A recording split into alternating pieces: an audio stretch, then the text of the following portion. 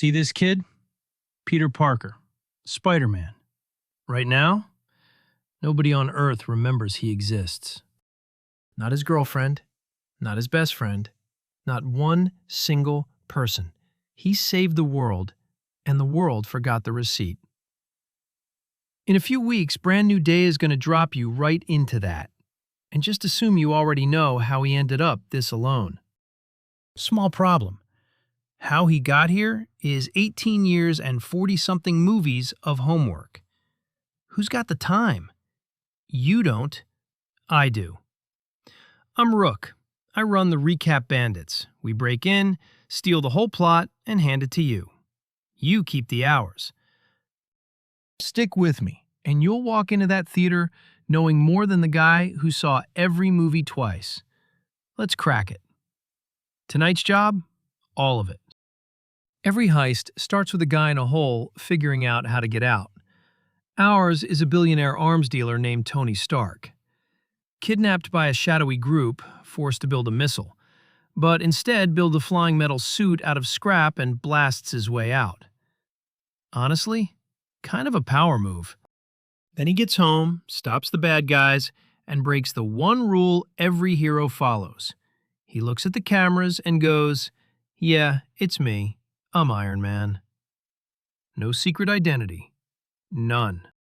Tuck that away. A guy who refuses to hide who he is, that hits different at the end of this story. He gets a sequel where he's slowly dying from the battery in his chest and fights a Russian with electric whips who thinks Tony's family stole his family's life's work and fortune. Not one of the best entries in the MCU. We're moving on without looking back. Marvel certainly did. Next, an angry green wrecking ball. Bruce Banner, sweet nerdy scientist. Big anger management situation. Gets mad, becomes a building. Loves to smash things, then feels bad and tries to stop himself from doing it again. Loves a girl, too bad the father is a general who wants him stopped at all costs. Ironic that in later movies, that same general will become the Red Hulk. We meet the abomination created by the general to stop Hulk. Doesn't work. But we do see the abomination again briefly in She-Hulk, but he isn't more than a footnote in the pantheon of Marvel villains. Then, a literal space Viking faceplants into New Mexico. Thor, God of Thunder, Magic Hammer, and the emotional maturity of a golden retriever who found the keys. He's an arrogant idiot, gets humbled, falls in love with a girl, earns the hammer back, becomes a hero. We love a man who's willing to do the work. Flashback to World War II. A scrawny kid with asthma and a death wish volunteers for a super soldier experiment. Comes out the size of a fridge. Captain America. Genuinely good man, punches Nazis, the whole deal. Then he crashes a plane into the ocean, naps in the ice for 70 years, and wakes up to smartphones and capitalism. This man's been through it. Lurking behind all of them? Nick Fury. Wicked cool eye patch, a ton of trust issues. Collecting superpowered people like a kid hoarding the rarest of Pokemon cards. Now the year's 2012. The sky over New York unzips and an alien army falls out. Finally, a reason to put all of these weirdos together in one room. The Avengers are born. First time a movie ever pulled this off successfully, and you could feel the whole theater lose its mind. The villain's Loki, Thor's adopted little gremlin brother, and he spends the climax getting slapped around by Hulk like a doll. 10 out of 10. No notes. They win, they're exhausted, they get food after destroying or saving the city, depending on how you look at it. End of Chapter 1. The crew exists. Which is great until you put 6 massive egos in one room, because that always ends one way. But first, the messy stretch nobody fully remembers. Stay with me. Tony comes back from the alien thing with full-blown anxiety, builds an army of backup suits, and then blows every single one up to show he's over his PTSD and doesn't need a suit to be a hero. Buddy, you might need a therapist. We get introduced to the Mandarin, an international terrorist who turns out to be a hired actor. He'll be back in Wonder Man many years later. Well worth the wait. Thor gets a second solo movie about dark elves that even I had to rewatch to remember. It's the worst one. We all know it's the worst one. On to better things. Cap finds out his dead best friend from the 40s is alive, brainwashed into a metal-armed assassin called the Winter Soldier. Oh, and the good guy spy agency he works for? Secretly run by Nazis the entire time. Surprise! Trust no one, especially HR. Then Marvel bets the entire studio on a movie about a talking raccoon, a tree that knows 3 words, and a guy kidnapped as a child from Earth by pirates. Oh, and it all takes place in space. On paper, that's a disaster. On screen, one of the best things they ever made. I don't get it either. I just count the money.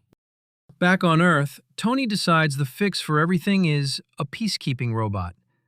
The robot wakes up, takes one look at humanity, and goes, yeah, no, delete all of them. Meet Ultron. His big plan is to drop an entire city on the planet like a meteor. They stop him, barely, and the cleanup bill is, let's say, generational. 2 new players show up in the chaos. A super fast kid and his sister with glowing red hands. You'll like the speedster. Which is exactly why they kill him 40 minutes after you meet him. Marvel saw you getting attached and went, not today. Cold. They also accidentally build a brand new hero with a magic rock in his forehead. His name's Vision. That rock, keep an eye on it. It's one of 6 that are about to run this entire saga. And then there's a guy who shrinks down and talks to ants. I don't make the rules. I just rob them. He's genuinely great. If you disagree, you can fight me. So now where are we? Way too many strong personalities. One tiny room, everybody convinced they're right. You've met people. You know how this goes. And the second it cracks open, our actual main character finally walks in. The government wants the Avengers on a leash. Tony, Mr. I am Iron Man, control freak, says fine. Cap says absolutely not. And the team splits down the middle. A bunch of friends, picking sides at an airport. It's a breakup. It's a custody battle. It's the saddest fight scene with the most property damage. And right in the middle of grown legends throwing buses at each other, a 16-year-old in homemade pajamas swings in and steals Captain America's shield. There he is, the whole reason you're here, Peter Parker. A broke kid from Queens, raised by his aunt, and now a billionaire's handing him $1 million suit and a business card? What could go wrong? Hold that thought. We are coming back to those two. The fight between Cap and Iron Man gets personal. Tony finds out the brainwashed Winter Soldier murdered his parents, and Cap knew, and Cap's still protecting the guy. So the two faces of this whole franchise beat each other half to death in a bunker. No villain needed, they did it to themselves. The crew is officially broken. Meanwhile, a completely different rich genius wrecks his hands, finds a hidden temple, and learns actual magic.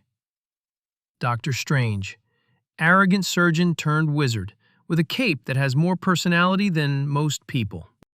Next up, we meet Black Panther, king of Wakanda, the most advanced nation on Earth, hidden under a fake third world disguise. Remember Wakanda. The big one ends on their front lawn in spectacular fashion. In the next movie, Thor gets a glow-up, loses the hammer, the hair, an eye, and his dad. Finds out he's got a literal death goddess sister and has to burn down his own home to beat her. Asgard is destroyed and his people are left to wander space for a new home. Oh, and we got to see Gladiator Hulk and Thor fight it out in an arena on another world before teaming up to escape. One of the better entries in the MCU. Which finally brings us to the guy who's been lurking in the background since movie 1. Thanos. Big purple warlord with a glove. He wants 6 magic stones. Get all 6, snap once, and half of all life in the universe just stops existing. His reason? Overpopulation. He thinks he's the only one brave enough to fix it. He's not a madman. He's worse. He's a guy with a spreadsheet and a god complex. He's an HOA president with a death glove. And here's the part that'll make you respect the long con. Those 6 stones? They were hiding in plain sight this whole time. The glowing cube, Vision's forehead, the wizard's necklace. Marvel was running a 10-year heist, while you were just there for explosions. Peter gets his own movie in here too. Fights a blue-collar guy with metal wings, and learns the suit doesn't make the hero. Meets his girlfriend, grows as a hero. Cute lesson, file it away. It comes back around when he's got nothing left but the lesson. But before the big score, we got to talk about the thing every recap skips, the thing this whole 18-year machine is secretly about. Strip away the lasers, and this is a story about a selfish man and a kid who needs a dad. Tony Stark, too vain to wear a mask, remember, spends the back half of his life terrified of one thing: failing this one kid from Queens. And Peter just wants the old man to look at him and say, he did good. That's it. That's the whole engine under the hood. Hold on to that, because Brand New Day is what's left of that kid after every single person who believed in him is gone. The heist's got a heart. I know, annoying. Okay, tissues away. The big score. 2018. Every hero, one movie. And for the first time ever, the bad guy's winning. Not almost winning. He's actually winning. Right from the jump, things go wrong. Loki dies, or at least a version of him does, and Thor can't save him, even though he's only a few feet away. Thanos collects the stones one at a time, and our guys throw everything they've got at him, and it's just not enough. Thanos even sacrifices his own daughter Gamora for one of the stones. That's the horror of it. The wizard peaks at 14 million possible futures, finds the one timeline where they win, and then refuses to tell anyone the plan. Wizards, man, am I right? So now Thanos is in possession of all 6 stones, raises his hand, and moments before Thor can strike the killing blow, he snaps. Half of everything turns to dust, including half our heroes and the kid in Tony's arms, telling the only dad he's got that he doesn't feel so good. And then the movie just ends on that. They left you there, monsters. Cut to 5 years later. The survivors are destroyed. This isn't a superhero movie anymore. It's a movie about grief that happens to have a Hulk in it. Then Ant-Man crawls out of a magic dimension with a dumb, brilliant idea: time travel. They run a heist back through their own old movies to steal the stones before Thanos can. A heist inside my heist. Naturally, I approve. It costs them. One of the original crew, Black Widow, trades her own life for a stone and does not come back. No do-over. Just gone. We meet Fat Thor. Peter Quill meets a version of his love interest, Gamora, pulled from the past, who doesn't know or like him now. It's a lot. And it all builds to the single biggest fight ever put on film. Everybody who turned to dust comes back at once. Every portal opening together. And I don't care how cool you are, that shot gets you. Cap picks up Thor's magic hammer. Turns out he was always worthy. And the theater I was in genuinely screamed. I, a professional, allowed myself one nod. And to actually win it? The guy who started all of this in a cave does the one selfless thing he's got left in him. He snaps Thanos out of existence. And it kills him. Iron Man dies. Says his line one last time. 18 years of buildup, and even I had to put the coin down for that one. Cap takes the stones back through time, decides he's earned a life, stays in the past with the woman he loved, grows old, and hands the shield to his friend Falcon. Old crew's done. New crew? Your move. And right here is where this nice, clean story you've been following shatters into 1,000 pieces. Deep breath. This is where things get messy. First up, grief, round 2. Wanda is so destroyed over her dead robot boyfriend that she hijacks an entire town and traps it inside a fake sitcom. We've all coped badly. She did it with a laugh track. It ends with her facing the loss and accidentally learning she might be the single most dangerous being alive. Now we cut to Loki, still kind of alive, time travel, am I right? Gets grabbed by a secret agency that polices time itself. Picture the DMV, except it can erase you from history for taking a wrong turn. And that blows the whole thing wide open. The multiverse.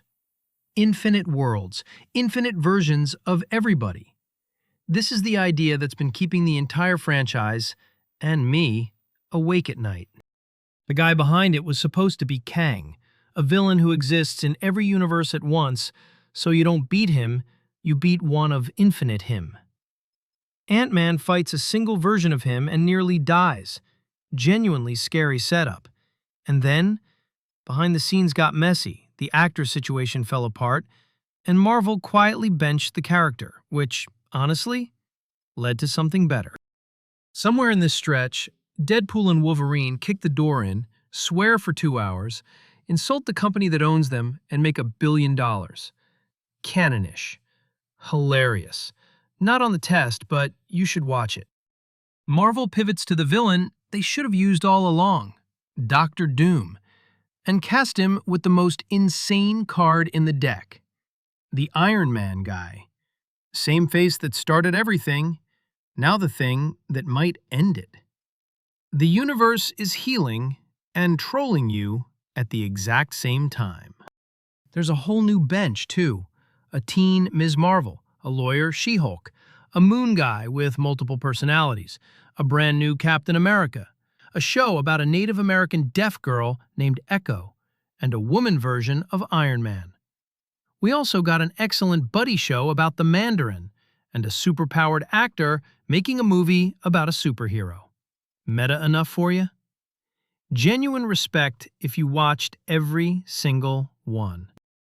But the ones that matter most are the Fantastic Four. They're from another universe, which makes them the bridge straight into Doctor Doom. And look, some of this was in theaters, some was on streaming, some was buried in a post-credits scene at midnight on a Tuesday. That gap right there? That's the whole reason I have a job. It's all stampeding toward one giant multiverse war against Doom, dragging back faces you swore were dead and gone. That's the next 2 huge movies. But that's not why you're here. You're here for one specific spider, Peter. He survives the dust, but Tony doesn't. The closest thing he ever had to a father is just gone, and the whole planet's watching the teenager to see what he does next. No pressure. Tony even leaves him a parting gift: control of a multi-billion-dollar global weapons system. In a pair of sunglasses. For a 16-year-old. Genuinely, the worst inheritance in history. Then a guy in a literal fishbowl helmet named Mysterio cons the entire world into thinking he's the next big hero, using fake illusions and drones. Peter sees through it and beats him. Good kid, smart kid. But the fraud's got one last move loaded on a tape. A real, if I'm going down, you're coming with me special. He tells the entire planet that Peter Parker is Spider-Man and frames him for murder on the way out. One video, whole life detonated. His girlfriend, his best friend, his aunt, all of them get dragged into the blast radius. It even torpedoes his friend's shot at college because he knows them. He's now a curse to everyone he loves. So Peter does the only reasonable thing a panicking teenager can do. He goes and asks a wizard to fix his entire life. As you do. He begs Strange for a spell to make the world forget he's Spider-Man, then keeps editing the request halfway through the casting, because of course he does. The spell destabilizes, and it rips a hole in reality. And what walks through that hole? Every great Spider-Man villain from 20 years of other movies. A goblin, a doc with metal arms, a sand guy, a lizard, an electric guy. Marvel basically dumped the whole toy box on the floor. Then, 2 other Spider-Men, from 2 other franchises, standing right next to ours. Grown adults screamed in theaters. I don't get attached to things, and even I got attached. Instead of sending the villains home to die, Peter tries to cure them, because he's a better man than basically anyone watching. And it costs him his aunt. With great power, you know the line. The thing is, the line finally means something here, and it absolutely wrecks you. But the hole won't close. Everyone who ever knew Peter is getting sucked through the cracks across all of reality. There's exactly one move left, and it's the cruelest thing this saga has ever done. Strange casts a new spell. He makes the entire planet forget Peter Parker ever existed. Not Spider-Man, Peter, the actual person. His girlfriend looks him in the eyes.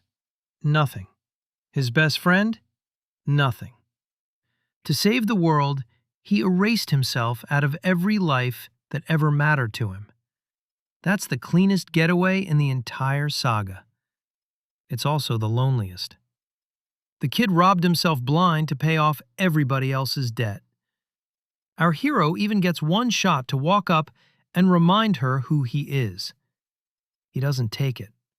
He lets her stay safe and forgetful. I've seen 1,000 stories.